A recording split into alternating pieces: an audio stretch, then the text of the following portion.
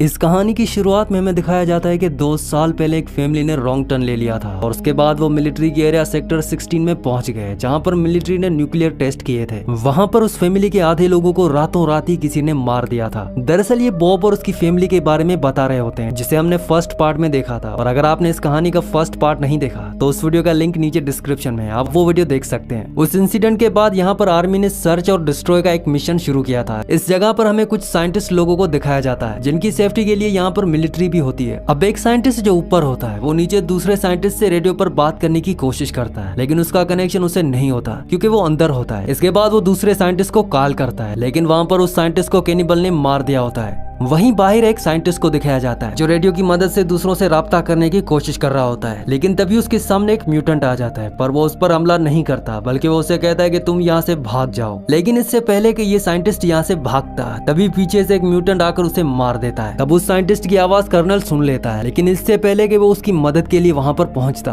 तभी अचानक पीछे से एक म्यूटेंट कर्नल पर पीछे से हमला कर देता है और पहाड़ की चोटी से उसे नीचे गिरा देता है। वहीं हमें कुछ आर्मी ऑफिसर्स को दिखाया जाता है जो ट्रेनिंग करने के बाद सेक्टर 16 में आते हैं, ताकि वो यहाँ पर आर्मी ऑफिसर्स और तीनों साइंटिस्ट को फूड की सप्लाई दे सके। लेकिन वो जब कैंप पर पहुंचते हैं तो वहां पर उन्हें कोई नहीं मिलता। तभी रेडियो पर कॉल आती है, वो कॉल रिसीव करते हैं, लेकिन सिग्नल कम होने की वजह से उन्हें कोई आवाज नहीं आती। और तभी ऊपर पहाड़ की चोटी से कोई शीशे को चमकाता है जो इन्हीं की तरफ चमकता है। इससे ये समझ जाते हैं कि कोई ना कोई ऊपर है जिसे मदद की जरूरत है। इन सब का जो लीडर होता है वो सर्च और रेस्क्यू कॉर्पोरेशन सबको करने के लिए कहता है, ताकि तीनों साइंटिस्ट को और बाकी लोगों को ढूंढा जा सके। मिलिट्री का लीडर अपने साथ सभी सोल्जर्स को लेकर चट्टान की तरफ जाने लगता है, लेकिन वो अपने 2 सोल्जर्स को, जिसमें से एक का नाम नेपोलियन और दूसरे का नाम एम्बर होता है, उन्हें इसी जगह पर छोड़ देते हैं, ताकि अगर यहाँ पर कोई भी आए तो ये लोग अपने लीडर को इन्फो कर दें। अब नेपोलियन जब बाथरूम में जाता है, जब वो बाथरूम पर बैठता है, तभी अचानक वहाँ से एक हाथ निकलता है जो देखकर वो डर जाता है और जल्दी से बाहर आता है। जिसके बाद एम्बर अंदर आ जाती है और जब वो देखती है तो वहाँ पर उन तीनों में से वही साइंटिस्ट होता है जो अभी बचा हुआ है। ये लोग किसी तरह से उसे बाहर निकालते हैं। उसके जिस्म पर बहुत सारे जख्मों के निशान होते हैं, जिससे साफ साफ पता चलता है कि उन म्यूटेंट ने इन्हें भी पकड़ा था। जिसके बाद साइंटिस्ट को टॉर्चर करके यहाँ पर मरने के लिए छोड़ दिया गया। साइंटिस्ट इन्हें बताता है कि वो यहाँ पर है और उसके बाद उसकी मौत हो जाती है। इन दोनों को कुछ भी समझ नहीं आता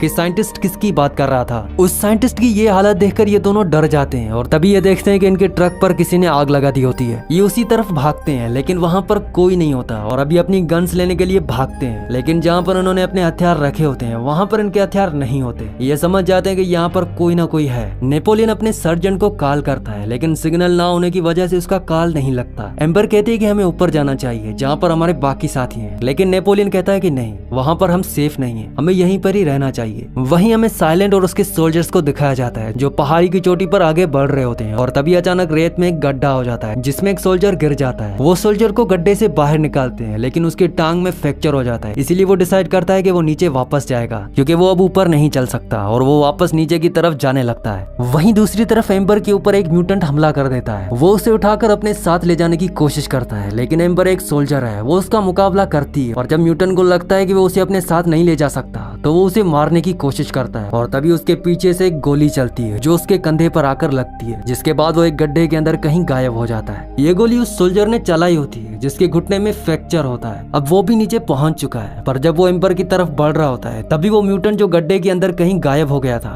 वो उसका पैर नीचे से खींच लेता है और उसे अंदर खींचने की कोशिश करता है। एम्बर उसे पकड़ लेती है और बाहर खींचने की कोशिश करती है, लेकिन म्यूटेंट लगातार उसे खींच रहा होता है। नेपोलियन भी यहाँ पर आ जाता है। ये दोनों के दोनों अपने साथी को बाहर खींचने की बहुत कोशिश करते हैं, लेकिन वो म्यूटेंट इनसे बहुत ताकतवर होता है और एम्बर और नेपोलियन कुछ नहीं कर पाते। दूसरी तरफ बाकी सोल्जर्स को दिखाया जाता है जो पहाड़ी की चोटी पर पहुंच जाते हैं। वहां पर उन्हें दूसरे साइंटिस्ट की डेड बॉडी मिलती है। वो समझ जाते हैं कि यहाँ पर कुछ ना कुछ गड़बड़ है, इसीलिए सभी सोल्जर्स अपनी गन्स निकालकर उन्हें यहाँ पर ढूंढना शुरू कर देते हैं जिसने साइंटिस्ट को मारा है। तभी अचानक एक म्यूटेंट इनके एक सोल्जर पर हमला कर देता है। सोल्जर उस पर काफी गोलियां चलाता है, लेकिन वो म्यूटेंट वहां से भाग जाता है और जब म्यूटेंट वहां से भाग रहा होता है तो वो गोलियां म्यूटेंट को नहीं बल्कि सार्जेंट को लग जाती है, जिससे उसकी वहीं पर ही मौत हो जाती है। अब इन सब ने यहाँ पर म्यूटेंट्स को देख लिया है, ये समझ जाते हैं कि यहाँ पर बहुत खतरा है। तब एम्बर और नेपोलियन भी यहाँ पर पहुंच जाते हैं जो सब सबको बताते हैं कि जिस सोल्जर के पैर में फ्रैक्चर हुआ था उसे म्यूटेंट अपने साथ अंदर खींचकर ले गए और साथ ही इन्हें एक साइंटिस्ट की डेड बॉडी मिली है। अब ये सब डिसाइड करते हैं कि ये सब वापस कैंप में जाएंगे,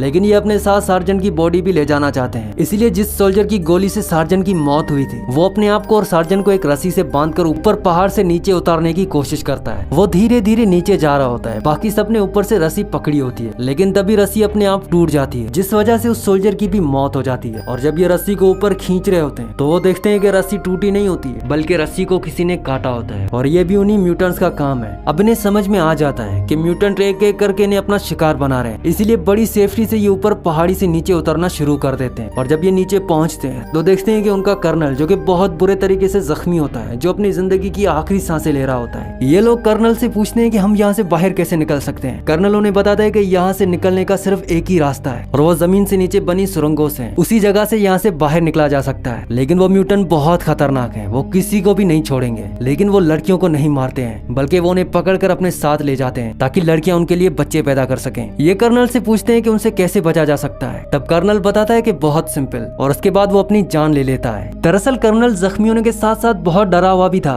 लेकिन अब इन्हें कुछ भी समझ नहीं आ रहा होता कि इन्हें आगे क्या करना चाहिए, क्योंकि जमीन के अंदर जो सुरंग है उनके अंदर म्यूटेंट्स हैं और उनसे बचकर जाना बहुत मुश्किल है और यहाँ से निकलने का और कोई भी रास्ता नहीं है, क्योंकि इनकी गाड़ी भी जला दी गई है। और अब ये चारों के चारों सोल्जर्स म्यूटेंट को मारने का प्लान बनाते हैं। एम्बर और उसके साथ जो दूसरी फीमेल सोल्जर होती है, इन दोनों को बिठा देते हैं और तभी एक म्यूटेंट आता है और जैसे ही वो म्यूटेंट इनके करीब आने की कोशिश करता है तो ये सब उस पर गोलियां चलाकर उसे मार देते हैं। लेकिन जैसे उनका ध्यान थोड़ा सा उनसे हटता है तो एम्बर के साथ जो दूसरी सोल्जर होती है उसे म्यूटेंट अपने साथ उठाकर ले जाते हैं। ये लोग उस म्यूटेंट का पीछा करते हुए उस माइन तक पहुंच जाते हैं जिसके अंदर वो म्यूटेंट उस लड़की को लेकर गया था। वो सब डिसाइड करते हैं कि ये सब उसका पीछा करने के लिए सुरंग की इस माइन के अंदर जाएंगे, लेकिन एक सोल्जर इनके साथ जाने से मना कर देता है और वो अकेला ही माइन से बाहर आ जाता है। पर बाहर आने के बाद एक म्यूटेंट उसे मार देता है। वही माइन के अंदर सभी सोल्जर्स को दिखाया जाता है जो धीरे धीरे आगे बढ़ रहे होते हैं और तभी अचानक नेपोलियन और एम्बर दोनों के दोनों नीचे गिर जाते हैं और एक सीक्रेट जगह पर पहुंच जाते हैं। नीचे गिरने की वजह से ये दोनों बेहोश हो जाते हैं। वहीं ऊपर जो उनके सोल्जर साथी होते हैं वो किसी भी तरह से वापस उन्हें ऊपर लाना चाहते हैं, लेकिन जहाँ पर ये दोनों गिरे होते हैं वहाँ पर एक म्यूटेंट आता है जो एम्बर को पकड़ लेता है। लेकिन इससे पहले कि वो एम्बर को अपने साथ ले जाता तब नेपोलियन उस पर हमला करके उसे मार देता है। अब यहाँ पर एक और म्यूटेंट आ चुका है जो देख नहीं सकता, लेकिन वो सूंघ कर किसी का भी पता लगा सकता है कि कौन कहाँ पर है। नेपोलियन और एम्बर उसे बचने के लिए भागते हैं और एक बार फिर से एक डोर से नीचे गिर जाते हैं जहाँ पर इनका सामना एक और म्यूटेंट से होता है और ये वही म्यूटेंट होता है जिसने कहानी की शुरुआत में एक साइंटिस्ट को यहाँ से जाने का कहा था। मतलब कि ये एक अच्छा म्यूटेंट है जो इंसानों को नहीं मारता बल्कि उनकी मदद करता है। वहीं नेपोलियन और एम्बर के जो दो साथी ऊपर होते हैं अब वो भी उनकी मदद के लिए नीचे आ जाते हैं जहाँ पर वो अंधा म्यूटेंट होता है। वो उनकी आवाज सुनने के बाद उन पर गोलियां चलाना शुरू कर देता है। तब एक सोल्जर को गोली लग जाती है, लेकिन दूसरा सोल्जर उसे मारने में कामयाब हो जाता है। दूसरा सोल्जर उसे मारने में कामयाब तो हो जाता है, लेकिन एक गोली से वो भी जख्मी हो जाता है। और अब जो अच्छा म्यूटेंट होता है जिसके पास एम्बर और नेपोलियन है वो दोनों सोल्जर्स को भी अपने पास बुला लेता है और इन चारों को अपने साथ आने के लिए कहता है ताकि सीक्रेट रास्ते से इन सबको बाहर निकाल दे। अब इनमें से एक सोल्जर जिसे सबसे पहले गोली लगी थी उसकी मौत हो जाती है। इसके बाद ये डिसाइड करते हैं कि ये अपने साथी की बॉडी को यहाँ पर छोड़कर नहीं जा सकते, इसीलिए वो उसकी बॉडी को उठाकर वहाँ से आगे बढ़ने लगते हैं। लेकिन एम्बर अपनी फीमेल सोल्जर साथी के बिना अकेले यहाँ से नहीं निकलना चाहती जो अभी भी म्यूटेंट के कब्जे में है। लेकिन एम्बर और नेपोलियन के साथ जो सोल्जर होता है वो कहता है कि हमें यहाँ से बाहर निकल जाना चाहिए, नहीं तो हम में से कोई भी नहीं बचेगा। तब एम्बर डिसाइड करती है कि वो अपने साथी को बचाने जाएगी। नेपोलियन भी उसका साथ देने का फैसला करता है और ये दोनों के दोनों उस फीमेल सोल्जर को ढूंढने के लिए उन गुफाओं के अंदर जाने लगते हैं। दूसरी तरफ जो अकेला सोल्जर बचा है उसे डायनामाइट का बॉक्स मिलता है जिसे वो लेकर यहाँ से आगे बढ़ने लगता है, लेकिन ये म्यूटेंट्स का एक जाल होता है।